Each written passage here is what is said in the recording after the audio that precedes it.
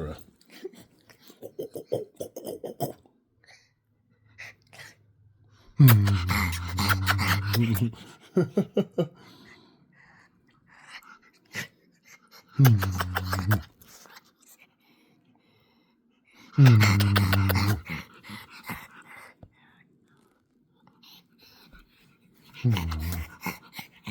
I'll be honest. It's better being single. It is.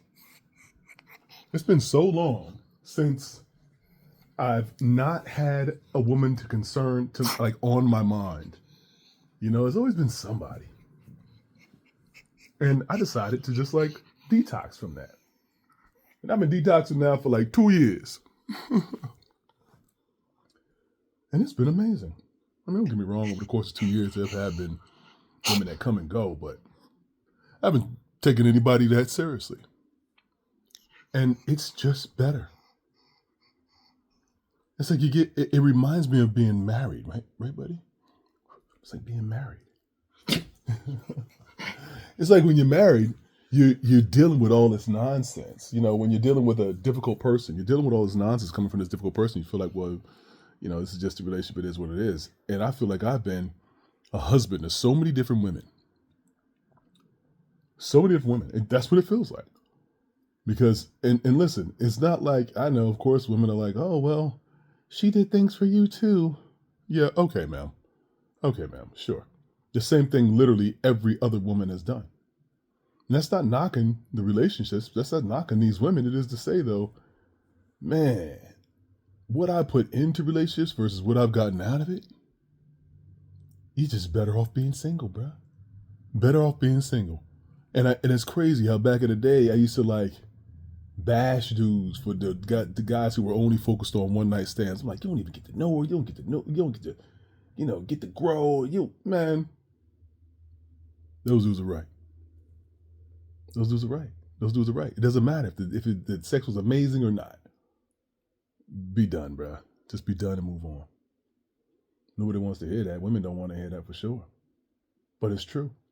You end up investing so much time, so much money, so much energy, so much effort, so much consideration, so much thought, so much strategy, just having to adjust to get them to get their shit together. You're like, man, this don't even make sense. What you should do is A, B, C, X, Y, Z. All that energy, all that strategy, all that thinking goes into them when it should go into you.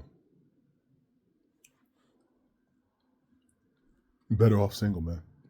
Get your money up and meet women in passing. That's just it. That's just it. Should you find someone who you feel like is your best friend, is an amazing woman, then you date her for 2 years at least. You got to see her through 2 seasons, 2 winters, 2 falls, 2 springs, you know what I mean? 2 summers. You got to see her through those. How does she conduct herself? Is she consistent? At the very least, you need to see 2 years of consistency. You're not going to see that. You're not. She might be somebody completely different this winter than she was last winter. Only time you end up seeing consistency is when she knows who she is when she's disciplined, when she's structured, and she's moving in that consistency on a day by day, week by week, month by month, and therefore year by year basis. And it just rarely happens, man. Rarely. It's crazy. Better off single and focused. And when you want to chill, you can chill. When you want to leave, you can leave. When you want to stay, you can stay. And naturally, when you get older, 60 something, you want to make sure you got somebody there to, you know, look out for you. But I honestly, at this stage, I'm like, man, just get your money up, bro.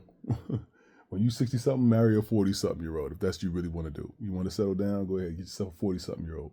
Trust and believe they still going to be out here single. Not knocking it. This is what it is. If you 60 something years old, a male, you should, if you want to settle down, you should be settling down with a 40 something year old woman. 45, mid 40s. They're available.